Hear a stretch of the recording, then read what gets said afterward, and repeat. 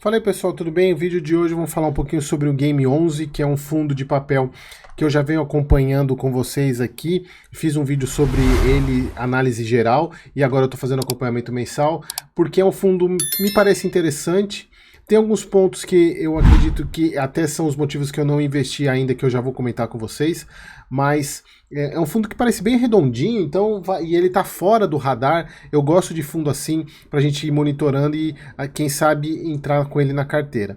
E o principal ponto que eu vejo que é muito difícil você, principalmente eu que produzo conteúdo para vocês aqui, você chegar e avaliar um relatório que foi publicado agora em janeiro, referente a novembro.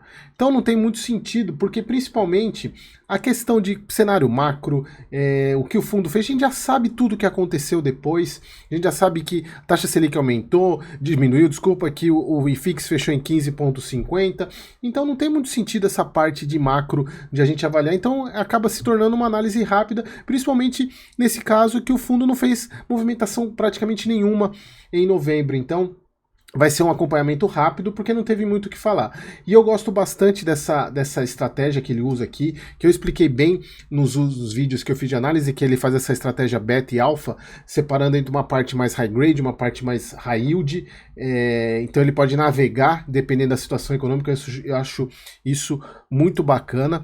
A questão aqui a parte de patrimônio não aumentou, não mudou nada, mas o que mudou bastante foi a questão do valor de mercado. Ele reduziu a questão do resultado. A distribuição foi a mesma, de 10 centavos de distribuição, mas ele acabou que ele precisou usar mais reserva do que ele imaginava, então é por isso que eu acredito que teve essa queda de mercado. Então aqui a parte de macro, pessoal, nem vou passar por isso, porque para mim não tem sentido nenhum a gente fazer essa avaliação, sendo que a gente já sabe que a Selic fechou em 11,75.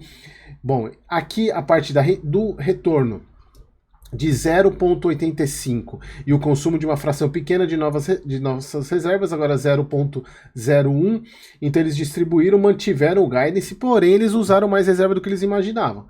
Então talvez tenha sido por isso essa queda. Aí eles colocaram aqui que o game oscilou no mercado secundário dentro do mês de novembro, entre a mínima de 8,94, a máxima de 9,19, encerrando o mês mercado a 8,94. E aqui eles falando sobre a parte da Selic, que a gente não tem muito o que falar aqui, aí que eles colocam: seguimos com a estratégia de manutenção dos níveis atuais de equilíbrio entre os indexadores, representando 60% de IPCA e 40% de CDI, o que eu acho bem legal, isso é uma boa diversificação, e ainda com um volume considerável em posições táticas, que é aquela posição que ele faz o giro. Em novembro não tivemos movimentações nos ativos do fundo para alocação do caixa gerado pela amortização e os juros dos CRIs, ou seja, eles com o pagamento dos CRIs não foi suficiente para eles fazerem novas movimentações, simplesmente o que foi gerado foi suficiente para o pagamento das despesas do fundo e os dividendos. Foi basicamente isso. Na verdade, não foi suficiente nem para os dividendos, porque eles tiveram que usar mais reserva do que eles imaginavam. Então aqui eles colocam que o resultado de novembro foi 0,085, impactado diretamente pela combinação do IPCA de agosto e setembro, e que isso acontece muito nos fundos IPCA que eles representam sempre de 2 a 3 meses anteriores, e eles colocam aqui que foi pago de 10 centavos por cota, e as reservas ficou de 0,01 de reserva. E aí, se a gente pegar aqui a parte de retorno dele é bem legal, mas se a gente pegar essa parte aqui do resultado, no mês passado eles estavam estimando aqui em novembro 0,095 e eles geraram 0,085.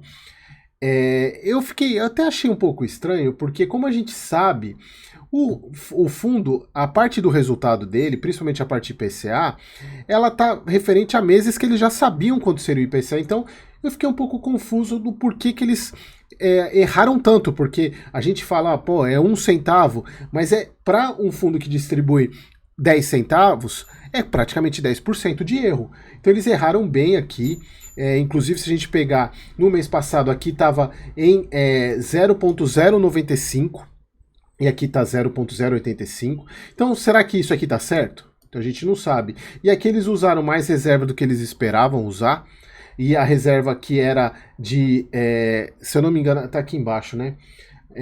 olha só, aqui que eu falo, né? Será que eles vão acertar isso aqui? A reserva que no mês passado estava em 34 centavos, 0,0, eu falo 34 centavos, mas tá errado, pessoal, é 0,034.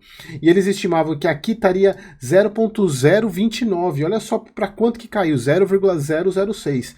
Então, eles usaram bastante reserva, pode ser por isso que a cota tenha caído, e a questão do fundo tá com a cota bem abaixo do valor patrimonial, inviabiliza um pouco a emissão, pode ser que o fundo seja obrigado a fazer emissão abaixo do valor patrimonial, isso a gente vai acompanhar para ver se isso vai acontecer. Não sabemos ainda, porque ele está mantendo esse guidance de pagamento e acaba que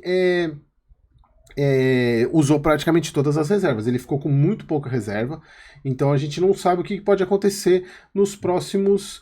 Eles colocaram que atualizaram as projeções macroeconômicas e aí eles reduziram, na verdade, eles reduziram o guidance deles olha só, do resultado e da distribuição. Então, tanto é que eles reduziram para 0,9 e eles tinham mantido em 10 centavos, agora eles estão em 9 centavos. Não vê, né? Talvez seja por isso que eles reduziram. A gente tem que acompanhar nos próximos meses. Então aqui eles falam que receberam, aqui é aquilo que eu falei, né? Eles receberam 2 milhões e meio de receitas de juros e amortização, porém não foi suficiente para novas aquisições, simplesmente foi para o pagamento das despesas ordinárias e da parte de dividendos. Eles colocaram aqui, não havendo necessidade de zerar os recursos livres do caixa para seguirmos e conseguimos trabalhar com volumes desprezíveis. Aqui é um ponto, pessoal, obviamente, que para um fundo de papel, quanto menos caixa tiver é melhor, porque é melhor o dinheiro estar alocado do que em caixa rendendo a 100% do CDI. Porém, ele está queimando caixa aqui porque ele não está gerando resultados. Se a gente pegar aqui nos últimos meses, olha só, não teve só junho que gerou acima, maio, isso por causa da inflação, mas olha só, a partir de julho ele vem queimando caixa. Ele veio queimando caixa. Então a gente precisa saber como é que vai ser. Provavelmente, nos próximos meses, principalmente porque dezembro fechou com a inflação acima do esperado, que foi mais de 0,4%, pode ser que isso recupere um pouco a questão do caixa do fundo. Então é isso que a gente vai avaliar nos próximos meses para saber se ele vai ter algum problema ou não. Aqui a parte de estratégia não mudou nada, porque ele não teve alocação nenhuma, não teve nenhuma alocação. Aqui a parte que ele fala que ele continua com 100%, alocado, 25 CRIs, 3 fundos de prazo determinado para pagamento de 3 fundos imobiliários, né, que eles colocam aqui.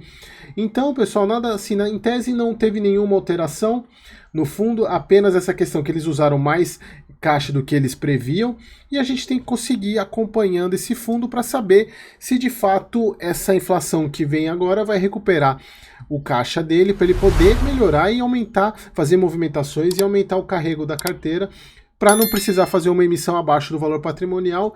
E se você gostou, deixa um comentário aqui. Se você é cotista do Game 11, deixa os comentários aqui. Espero você no próximo vídeo.